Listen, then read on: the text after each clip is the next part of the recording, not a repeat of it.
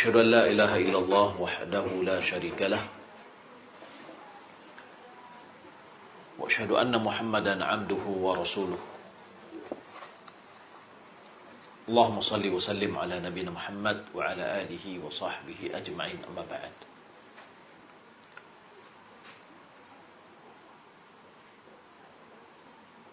Ibu-ibu dan akhwat yang dimuliakan Allah Subhanahu wa taala.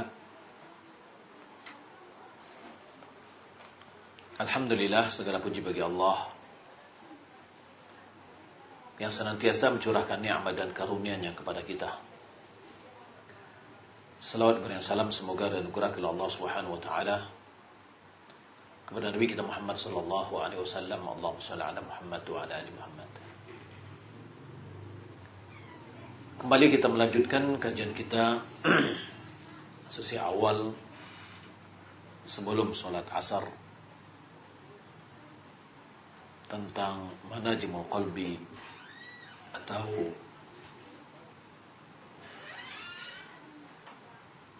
bengkel hati.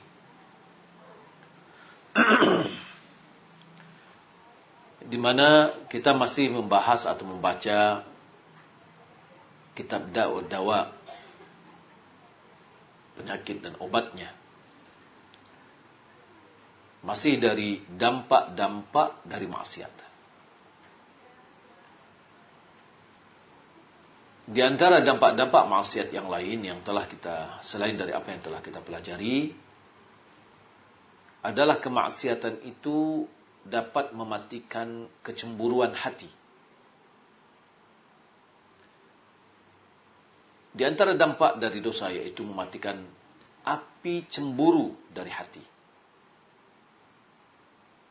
yang merupakan sumber kehidupan dan kebaikan bagi jiwa manusia.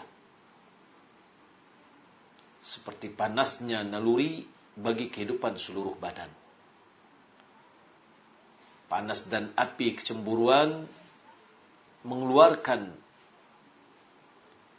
kejelekan atau mengusir kejelekan dan sifat-sifat tercela dari hati. Seperti halnya proses penempaan yang mengeluarkan kotoran emas. Ya, seperti halnya proses penempaan yang mengeluarkan kotoran emas dan perak dan besi. Ya, yakni maksudnya kir, pompa api yang dipakai oleh tukang besi atau tukang emas, maka angin yang keluar dari pompa itu mengeluarkan kotoran emas dan perak dan besi. Begitu juga dengan kecemburuan yang ada di hati. Kecemburuan yang ada di hati akan mengeluarkan sifat keji dan sifat kejelekan yang ada dalam hati. Jika seandainya kecemburuan hati itu padam dan mati, maka dia tidak dapat mengeluarkan sifat-sifat yang jelek dan sifat-sifat yang tercela dari hati. Orang yang paling mulia, paling bersungguh-sungguh dan paling tinggi kemauannya adalah orang yang paling cemburu terhadap dirinya. Cemburu terhadap orang-orang terdekatnya dan manusia pada umumnya. Itulah sebabnya Nabi SAW adalah orang yang paling cemburu terhadap umatnya. Bahkan Allah lebih cemburu daripada beliau. Tercantum dalam As-Sahih, dalam Sahih Bukhari, bahwasanya beliau bersabda, "Ata'jabuna min ghairati Sa'din la ana aghyaru minhu wallahu aghyaru minni." Apakah kalian heran dengan kecemburuan Sa'ad? Sungguh aku lebih cemburu darinya, sedangkan Allah lebih cemburu daripada aku. Cemburu maksud di sini bukan cemburunya istri kepada suami ketika dia nikah lagi. Tapi maksudnya cemburu itu adalah sakitnya hati seseorang ketika dia melihat maksiat. Ketika keharaman Allah dilakukan, maka muncul rasa sakit hatinya, gitu loh. Ya. Itulah yang dimakan dengan cemburu ini. Masih dalam hadis dalam kitab As-Sahih Bukhari, beliau bersabda ketika khutbah gerhana matahari, "Ya ummata Muhammad, ma ahadun aghyaru min Allah an yazni 'abduhu aw tazni ammatuhu." Wahai umat Muhammad, tidak ada yang lebih cemburu daripada Allah ketika salah seorang hambanya yang pria atau wanita melakukan zina.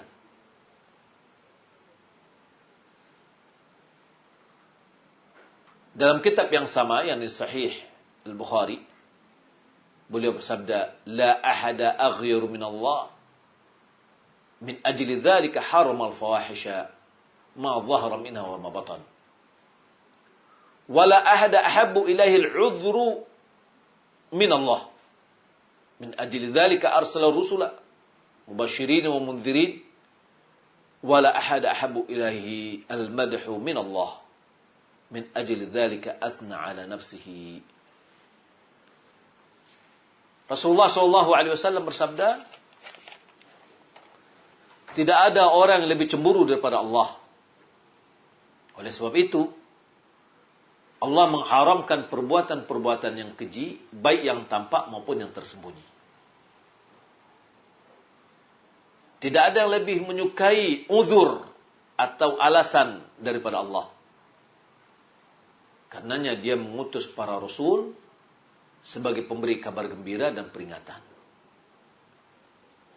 Tidak ada pula yang lebih mencintai pujian daripada Allah. Oleh sebab itu dia memuji dirinya sendiri.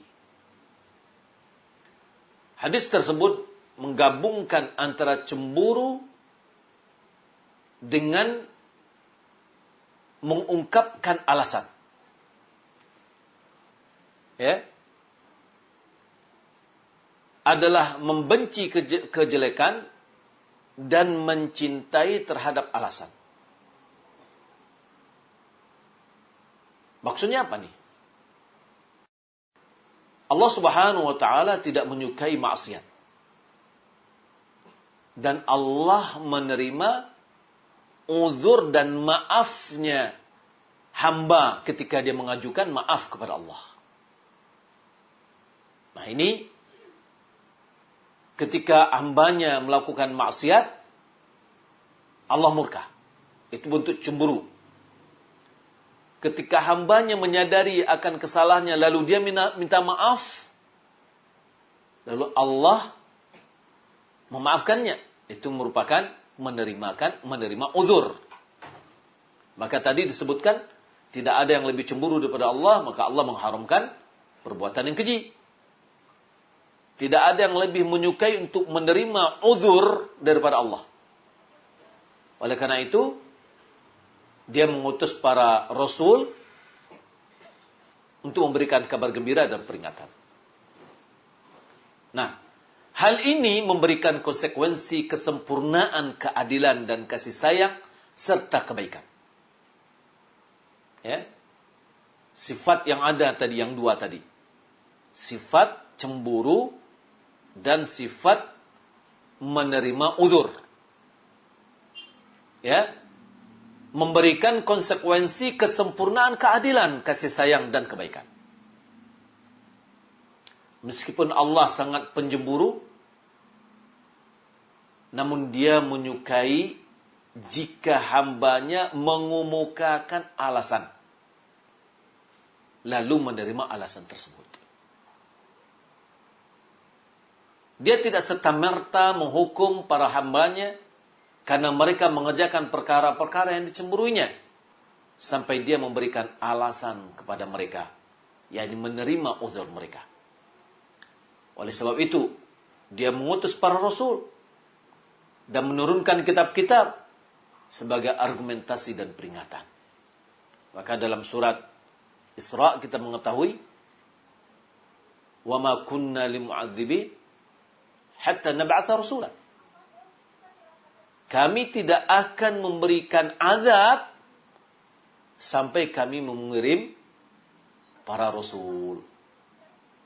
Para rasul dikirim adalah untuk supaya bisa menerima alasan mereka.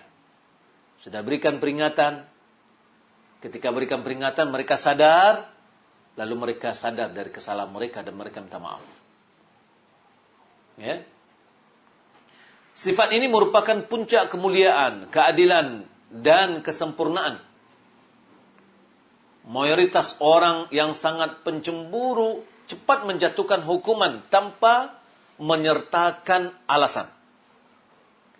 Bahkan tidak mau menerima alasan orang-orang yang memukakannya disebabkan terbawa oleh rasa cemburunya. Ya, kadang kita misalkan marah kita kepada anak kita, ya, karena kesalahan yang dilakukan.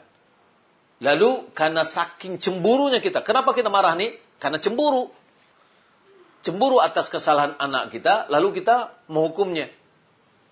Lalu dia memberikan alasan. Kenapa kamu terlambat?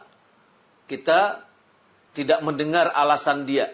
Karena saking tingginya rasa kecemburuan kita, kita tidak menerima alasannya. Akhirnya apa? Kita menghukum tidak adil. Paham ya? Nah, Allah Subhanahu wa taala sangat cemburu dan sangat menerima alasan. Ya. Ia menganggap adanya perintah darinya cukup menjadi alasan. Hingga kecemburuan membuatnya tidak bisa menerima alasan. Sebaliknya, banyak orang yang mau menerima alasan karena sedikitnya rasa cemburu yang dimilikinya. Bahkan dia mengembangkan alasan-alasan tersebut dan menganggap apa yang sebenarnya bukan alasan sebagai alasan. Sampai-sampai banyak dari mereka yang berargumen dengan takdir dan masing-masing pendapat tersebut tidak terpuji sama sekali. Nah, gini. Maksudnya begini. Ada orang yang terlalu cemburu dan tidak menerima alasan. Akhirnya bagaimana? Dia akan menghukum orang yang salah tanpa melihat apa sebabnya. Ya. Dan ini tidaklah adil. Yang kedua, terlalu menerima alasan. Sehingga apa sebab dia menerima alasan? Karena kurangnya kecemburuannya.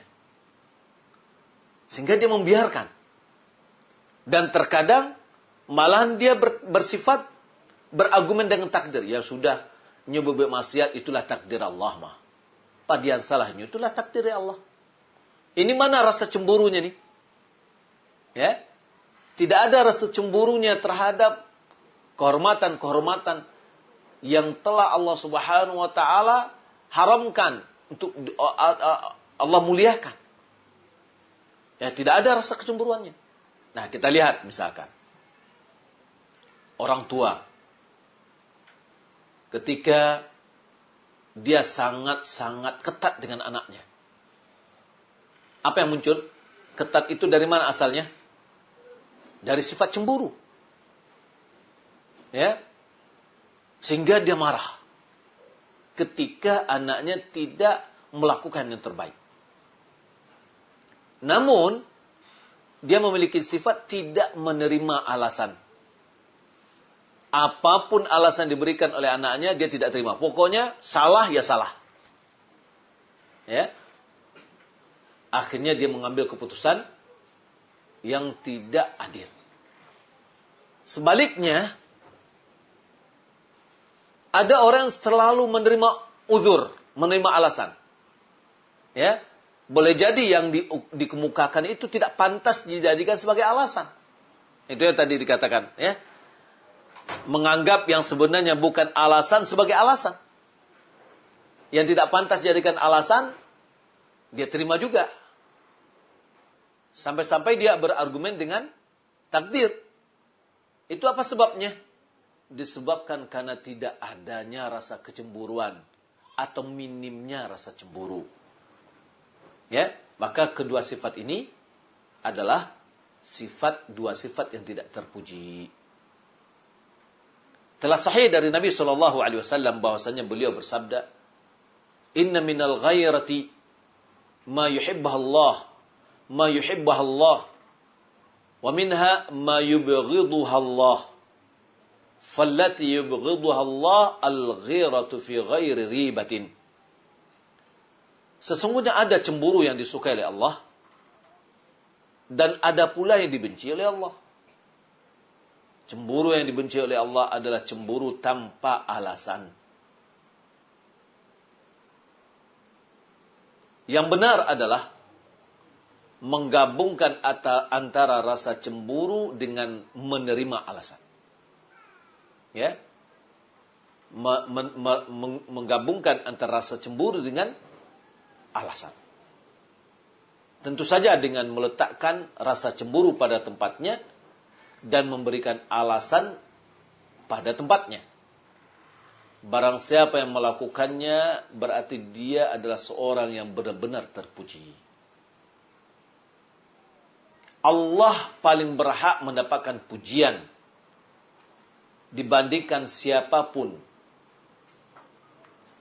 Karena Allah Subhanahu wa taala menggabungkan seluruh sifat-sifat kesempurnaan. Tidak ada seorang pun yang mampu memujinya sebagaimana semestinya. Sebagaimana pujiannya terhadap dirinya sendiri. Orang yang sangat pencemburu telah bersesuaian dengan Rabb-nya dalam satu sifatnya. Siapa yang bersesuaian dengan salah satu sifatnya, yakni sifat Allah Subhanahu wa taala, maka tali kendali sifat itu akan membimbingnya. Sifat tersebut memasukkannya dan mendekatkan orang itu kepada Rabb-nya sebagai bentuk rahmat Allah dan menjadikannya sebagai orang-orang yang dicintai oleh Allah. Mari kita lihat. Ada beberapa sifat-sifat ya, yang mungkin dari hambanya bisa berkesesuaian dengan sifat itu. Allah adalah yang maha pengasih dan mencintai orang-orang yang pengasih. Jadi kalau kita suka mengasihi orang, mencintai orang, maka Allah akan mengasihi kita. Allah maha dermawan. Dan Allah mencintai orang-orang yang dermawan. Allah maha mengetahui. Sifatnya maha mengetahui. Dan Allah mencintai orang-orang yang berilmu. Allah maha kuat. Yang mencintai orang mukmin yang kuat. Mukmin yang kuat lebih dicintai oleh Allah daripada mukmin yang lemah. Allah adalah zat yang paling pemalu, yang maha pemalu, yang mencintai orang-orang yang pemalu. Allah maha indah, yang mencintai para pelaku keindahan. Allah maha esa. Ya, ganjil, bilangan ganjil, yang menyukai sesuatu yang bilangan ganjil. Jadi ketika Allah memiliki sifat, lalu hambanya berusaha untuk menyesuaikan dirinya dalam sifat Allah Subhanahu wa taala, maka dia akan dicintai oleh Allah Subhanahu wa taala. Maka bagian dari itu adalah Allah Maha cemburu. Ya, dan Allah menyukai hamba-hambanya yang cemburu. Cemburu maksud ini apa? Cemburu pada tempatnya. Benci karena berbuat maksiat. Benci orang yang melakukan maksiat. Suka dengan orang yang bertaubat. Ya, suka dengan orang-orang yang kembali kepada Allah. Sekiranya dosa dan maksiat hanya menyebabkan pelakunya terkena lawan dari sifat-sifat di atas, sekaligus mencegahnya dari tersifati dengan sifat tersebut, tentulah ini sudah cukup untuk menjadi hukuman. Maksudnya, ketika seorang jauh dari sifat-sifat yang baik, disebabkan oleh maksiat, sehingga dia tersifati dengan sifat yang jelek, maka itu sudah cukup sebagai hukuman. Ya. Lalu, sungguh, apa yang terlintas pada benak? Yani ini, saya ingin mengutarakan bagaimana terwujudnya sebuah maksiat. Bahwasanya maksiat itu bermula dari lintasan pikiran. Ya, beliau mengatakan, apa yang terlintas pada benak akan berubah menjadi bisikan hati atau was-was. Lalu bisikan hati akan berubah menjadi kehendak. Kemudian kehendak bertambah kuat, lalu dia menjadi tekad. Selanjutnya menjadi perbuatan. Setelah itu menjadi karakter tetap dan sifat permanen yang kokoh. Pada saat itulah pelakunya tidak mampu lagi keluar darinya, sebagaimana dia tidak mampu keluar dari sifat karakter tabiat dirinya sendiri. Jadi, begitu terjadinya perubahan, ya, terjadinya perubahan yang di awalnya adalah khatarah, yaitu lintasan pikiran. Berubah dia menjadi bisikan hati. Dari bisikan hati dia menjadi keinginan. Keinginan menguat, dia akan menjadi tekad. Kemudian tekad ini akan menjadi perbuatan, terrealisasi. Kemudian apabila tekad itu sudah menjadi buatkan, dilakukan, dia akan menjadi sifat yang tetap. Ya, karakter yang permanen dan kokoh, yang telah terhuncam di hati. Maka pada saat itu dia tidak akan mampu keluar dari hal tadi, dari sifat tadi, sebagaimana dia tidak mampu untuk keluar dari sifat karakter bawaan yang sudah ada pada dirinya. Maksudnya, setiap kali bertambah kuat interaksi seseorang dengan dosa, maka keluarlah rasa cemburu dari hatinya terhadap dirinya sendiri, terhadap keluarganya, dan manusia pada umumnya. Mungkin saja rasa cemburu itu menjadi sangat lemah, sehingga dia tidak lagi menganggap keburukan itu sebuah keburukan, baik yang lahir dari dirinya maupun dari orang lain. Jika telah sampai pada batas ini, berarti pelakunya telah masuk ke dalam pintu kebinasaan. Ya, beransur-ansur. Ketika seorang melakukan dosa, maka keluarlah rasa ghirah tadi dari hatinya. Dari dirinya, dia anggap ke apa yang dilakukannya itu ada suatu hal biasa. Dari keluarganya, sehingga apa yang dilakukan, maksiat yang dilakukan oleh keluarganya itu dianggap suatu hal yang biasa. Atau dari lingkungannya dianggap suatu hal yang sudah biasa. Nah, ini akan menjadikan rasa cemburu itu semakin lemah dan semakin lemah di hati, yang akan sampai dia akan menganggap bahwasanya perbuatan yang buruk itu tidak apa-apa. Ya, dia tidak menganggap itu adalah sebuah yang buruk, baik pada dirinya atau keluarganya. Maka kita lihat sebagian dari keluarga, dari orang tua, ya, menganggap biasa anaknya berboncengan dengan laki-laki lain.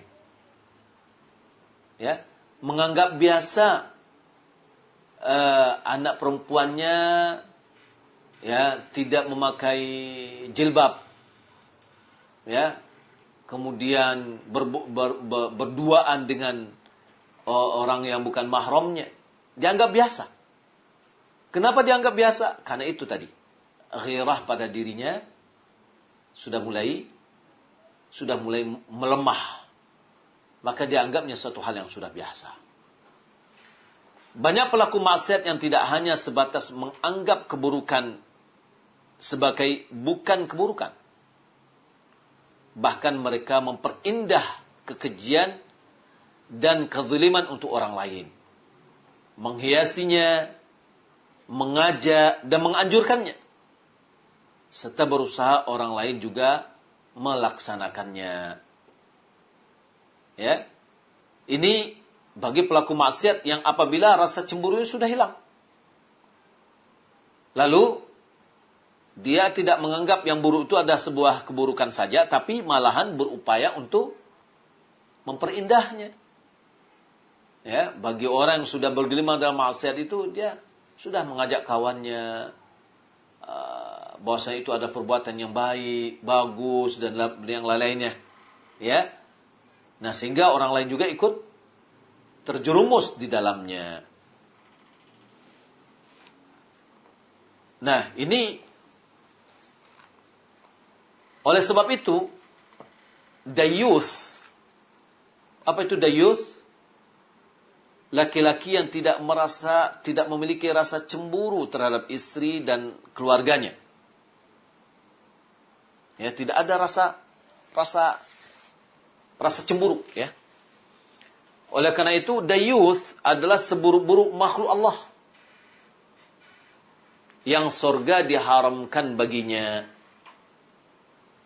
Sebagaimana dalam sebuah hadis, "Thalathatun la yadkhulul jannah." Ada 3 orang yang tidak akan masuk ke dalam surga. Wa la yanzurullahu ilaihim yaumal qiyamah. Allah tidak akan melihat kepada mereka nanti pada hari kiamat.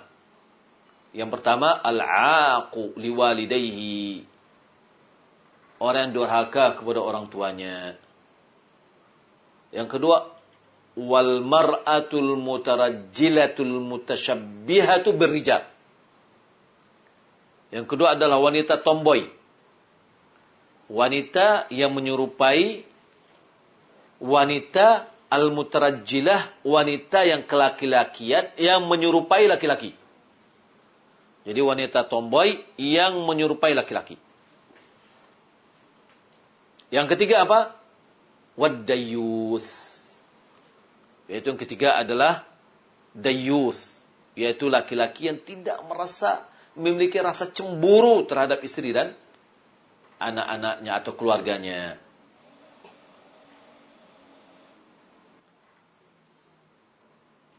Demikian pula dengan orang yang menghalalkan serta memperindah kezaliman dan kejahatan untuk orang lain. Maka oleh karena itu renungkanlah dampak sedikitnya rasa cemburu bagi pelakunya. Ya. Malah kita memohon kepada Allah agar rasa cemburu kita ini tinggi. Tapi rasa cemburu yang di tempatnya. Kadang-kadang kita cemburu orang punya harta banyak, itu gak boleh, enggak pada tempatnya. Ya. Cemburu kepada suaminya ingin menikah lagi, itu suatu hal yang biasa. Asalkan dia mau adil. Tidak pada tempatnya. Rasa cemburu yang itu adalah lumrah, tapi jangan sampai ya satu hal yang tidak pada tempatnya. Hal ini menunjukkan kepada Anda bahwa inti dari agama adalah rasa cemburu. Ya. Wa man la ghairata lahu la dina lahu. Siapa yang tidak memiliki rasa cemburu, maka tidak ada agama baginya. Fal ghiratu tahmil qalba fatahmil lahul jawarih. Rasa cemburu itu akan melindungi hati dan akan melindungi anggota tubuh. Bahkan fadadfa'ul su'a wal fawahish. Bahkan dapat menolak keburukan dan kekejian. Wa adamul ghirah, tidak adanya rasa cemburu,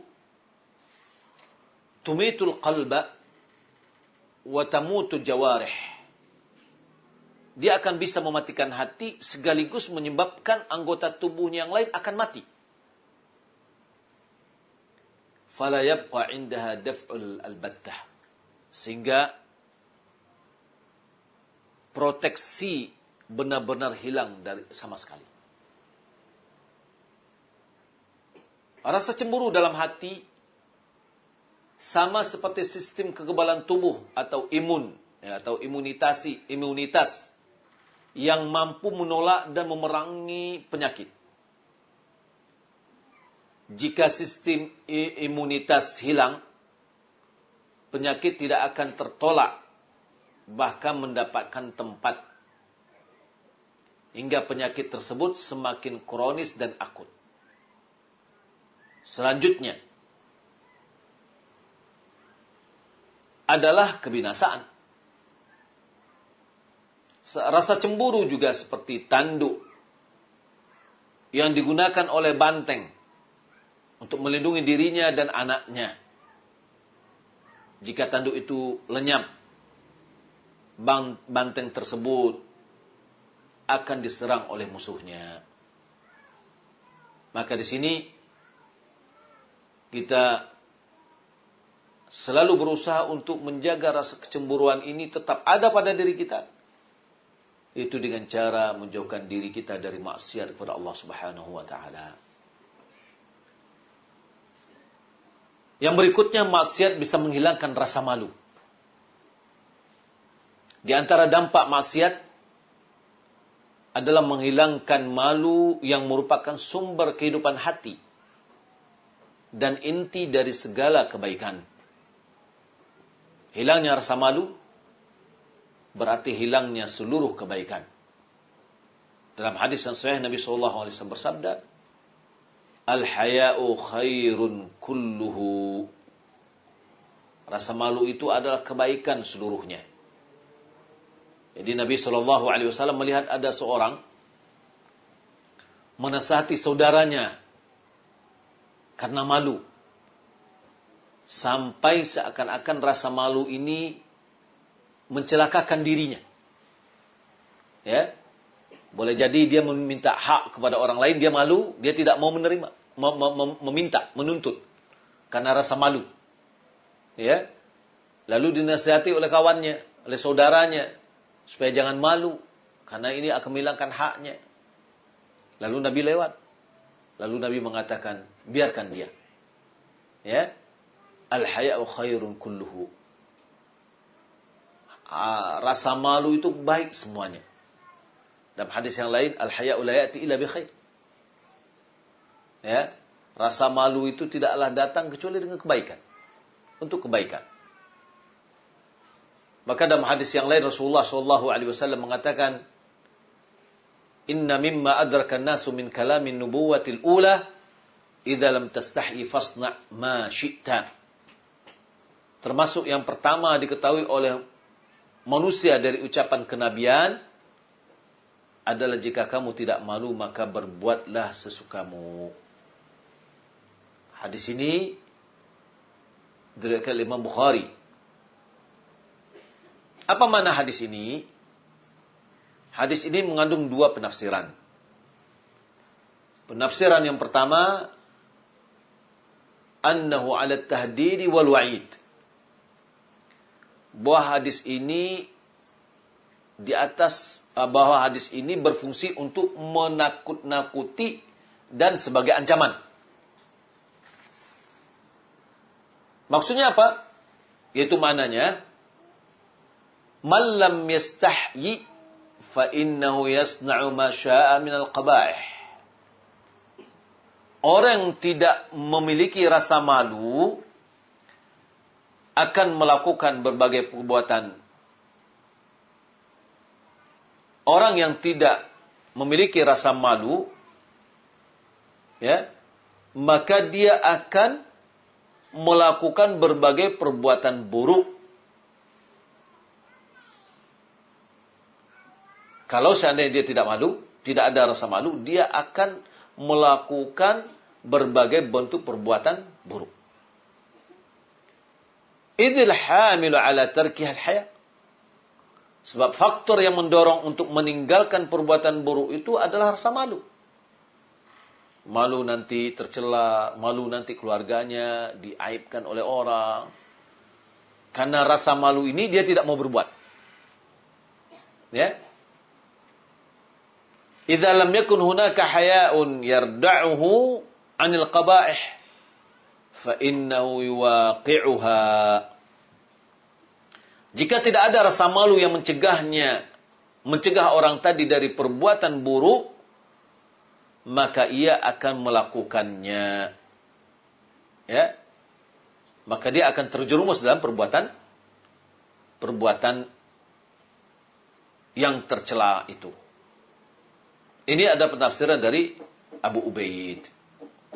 Yani, idza lam tastahi fasna ma syi'ta, jika kamu tidak merasa malu, maka lakukanlah apa sekehendak hatimu. Ya, karena rasa malu itu adalah mencegah dia melakukan perbuatan kekejian. Jika rasa malunya tidak ada lagi, maka tidak ada faktor yang menghalangnya untuk berbuat buruk. Ya. Yang kedua, makna annal amala idza lam tastahi minhu min Allah faf'al.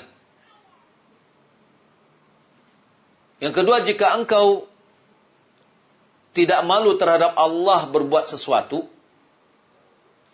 maka lakukanlah. Wa innamal ladzi yanbaghi tarkuhu huwa ma yustahya minhu min Allah. Sebab yang seharusnya ditinggalkan itu adalah perbuatan yang pelakunya malu terhadap Allah Subhanahu wa taala untuk melakukannya.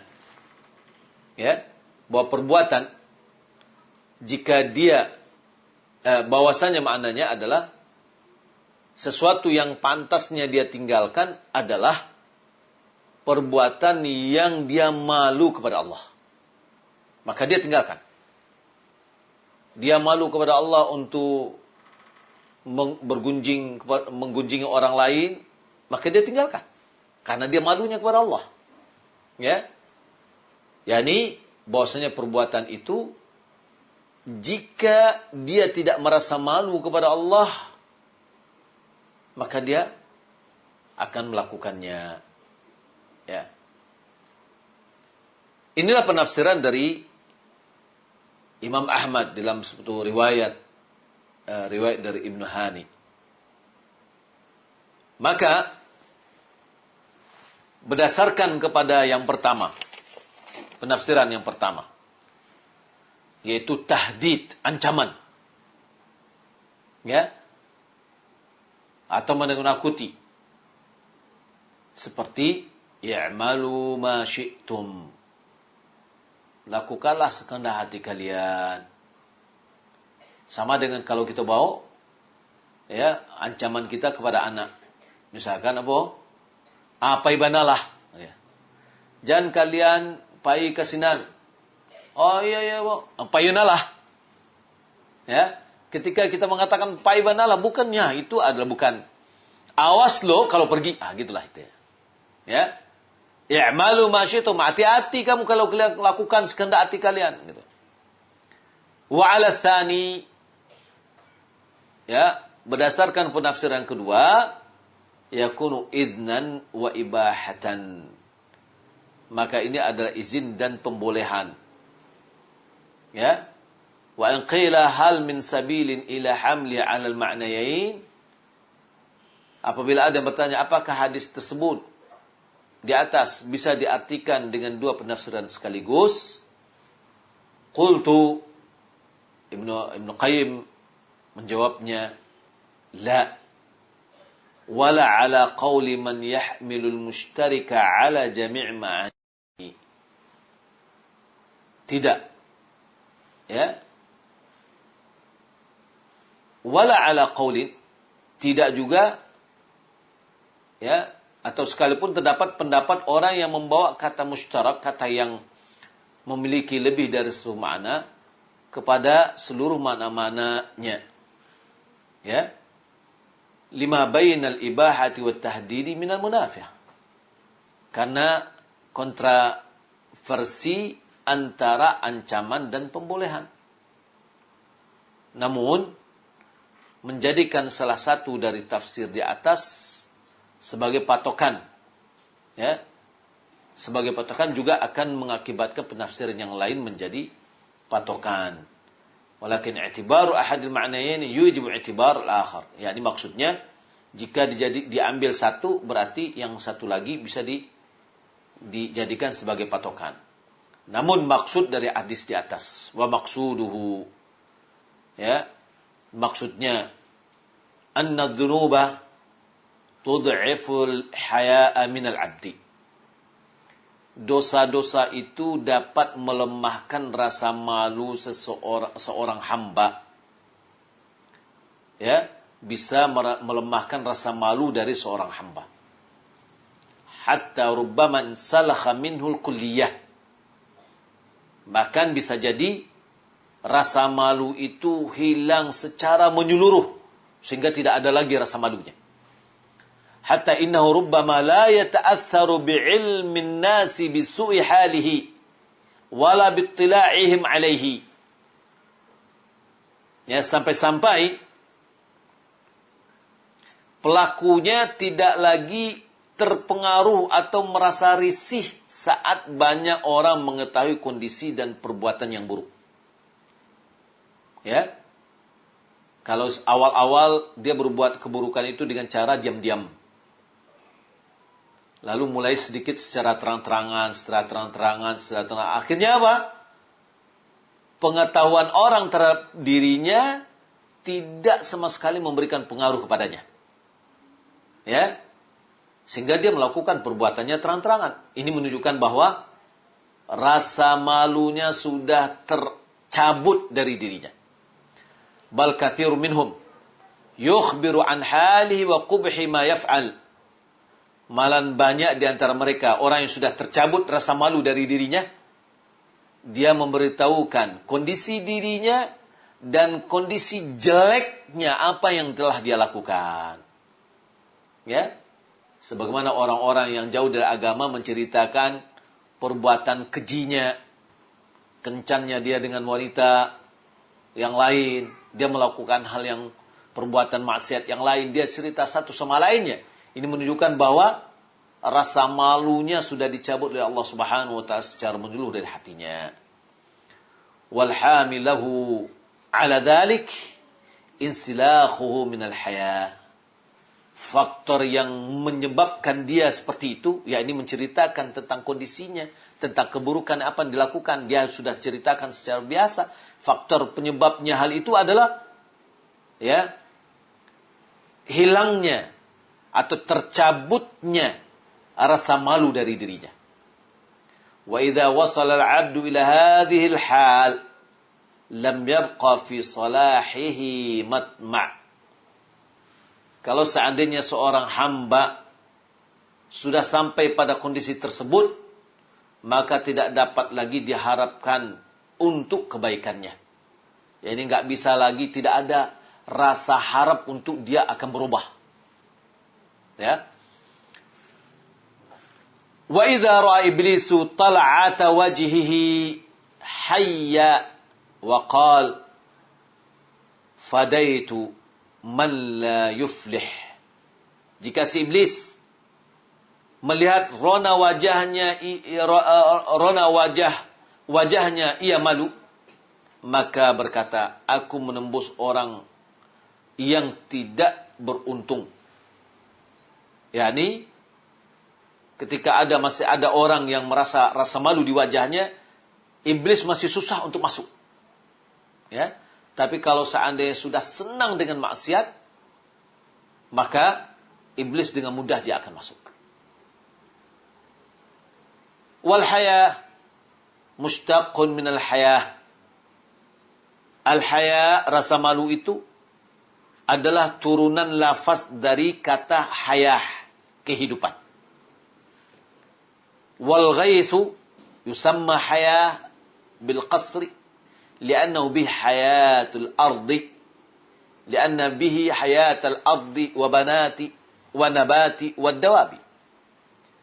Hujan yang turun itu juga dinamakan dengan haya karena dalam air hujan itu tersebut ya terdapat kehidupan bumi, kehidupan tumbuh-tumbuhan dan binatang.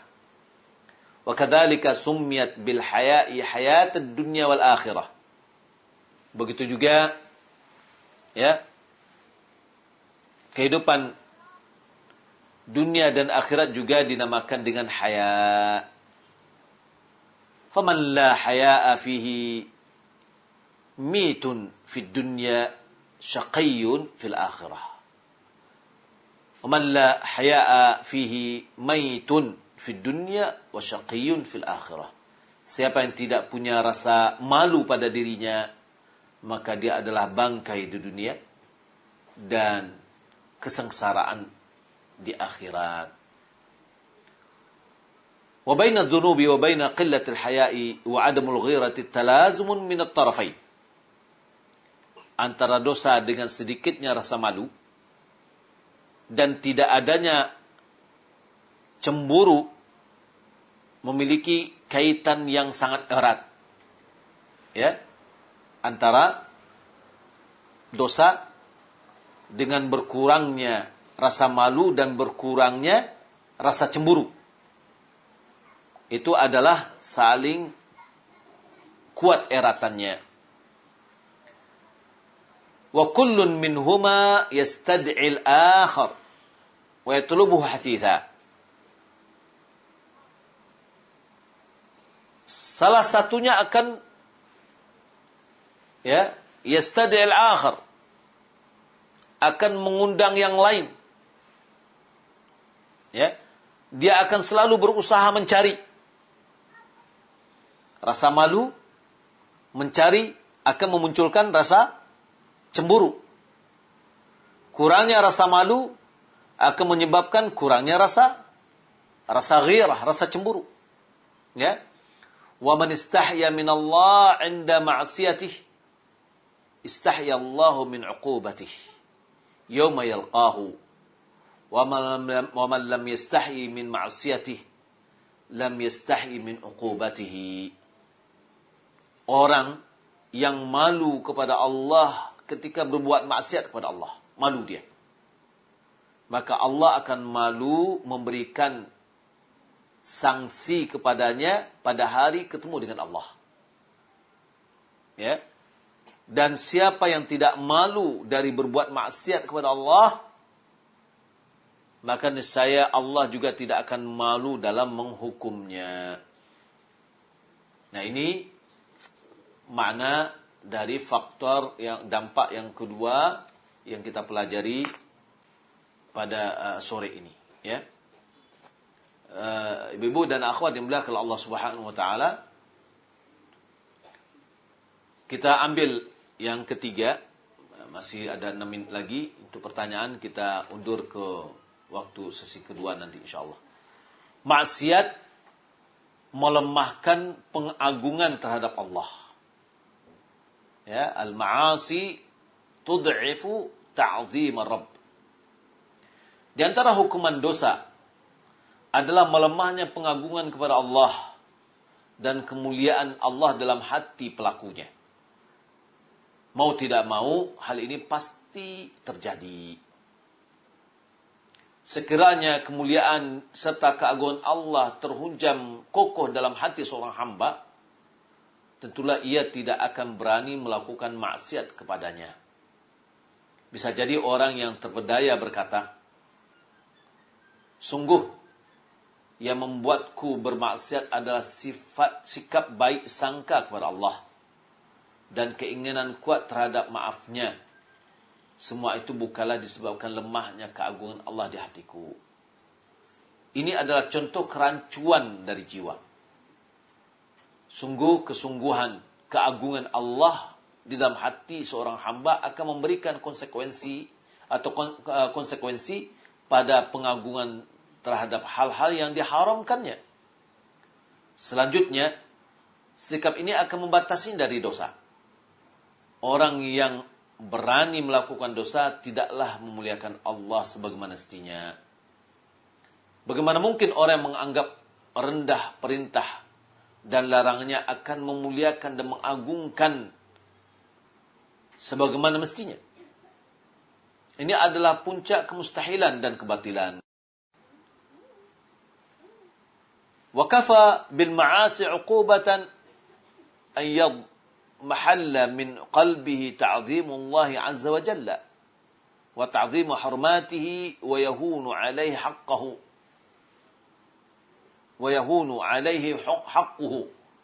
Cukuplah bagi pelaku maksiat hukuman berupa lemahnya pengagungan terhadap Allah, terhadap larang-larangnya dan hak-hak Allah di dalam hatinya. Termasuk hukuman perbuatannya adalah Allah menghilangkan kewibawaan di hati makhluk. Mereka merendahkannya dan melecehkannya, serta merendahkan dan melecehkan karena seperti dia telah merendahkan dan melecehkan perintahnya. Sebab kadar kehormatan seseorang itu dicintai dan disegani serta dihargai oleh manusia lain sebesar kadar kecintaan, ketakutan, pengagungannya kepada Allah serta kepada larangannya. Bagaimana mungkin seorang hamba melanggar kehormatan Allah sementara ia ingin orang lain tidak menginjak-injak kehormatannya? Bagaimana mungkin dia merendahkan hak Allah sementara Allah tidak merendahkan haknya? Bagaimana mungkin ia menyepelekan maksiat kepada Allah sedangkan makhluk lain tidak melecehkannya? Maka Allah Subhanahu wa taala mengisyaratkan dalam kitabnya ketika menyebutkan hukuman akibat dosa, yaitu dengan mengembalikan kepada para pelakunya, menutup dan mengunci hati mereka, melupakan mereka seperti mereka dilupakan. Ya. Merendahkan mereka sebagaimana mereka merendahkan agamanya, dan juga mengabaikan mereka layaknya mereka mengabaikan perintahnya. Semua itu disebabkan oleh perbuatan mereka sendiri. Jadi mereka dihukum berdasarkan dari amalan mereka sendiri. Al-jaza min jinsil amal. Oleh sebab itu Allah Subhanahu wa taala firman dalam ayat menceritakan tentang sujudnya para malaikat kepadanya. Wa may yuhinillah fama lahu min mukrim. Barang siapa yang dihinakan Allah, tidak seorang pun yang akan memuliakannya. Tak kala para hamba menyepelekan, merendahkan dan tidak mau bersujud kepadanya, Allah pun merendahkannya. Tidak ada yang mampu memuliakannya setelah Allah merendahkannya. Siapakah yang mampu memuliakan orang yang direndahkan oleh Allah atau merendahkan orang yang dimuliakannya? Maka ini sebabnya adalah perbuatan kita sendiri. Kalau seandainya kita mengagungkan Allah, mengagungkan larangan-larangan Allah Subhanahu wa taala, maka tentu kita berusaha menjauhkan diri kita dari maksiat kepada Allah Subhanahu wa taala. Wallahu taala alam. Cukup 3 poin, mudah-mudahan menambah pengetahuan kita dengan bahaya atau dampak yang besar dari maksiat kepada Allah Subhanahu wa taala yang menyebabkan kita menjauhkan diri kita dari maksiat kepada Allah Subhanahu wa taala. Yang pertama, dampaknya adalah bisa memadamkan api kecemburuan di dalam hati kita. Yang kedua, bisa memadamkan atau melemahkan rasa malu di hati kita.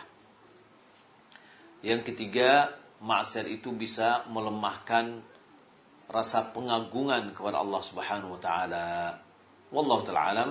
Sallallahu Muhammad wa ala alihi wa sahbihi ajma'in. Insyaallah setelah salat kita sambung kajian kita tentang fiqh muyassar insyaallah taala ya, dan insyaallah setelah itu baru tanya jawab. Wallahu taala alam. Sallallahu Muhammad wa ala alihi wa sahbihi ajma'in. Assalamualaikum warahmatullahi wabarakatuh.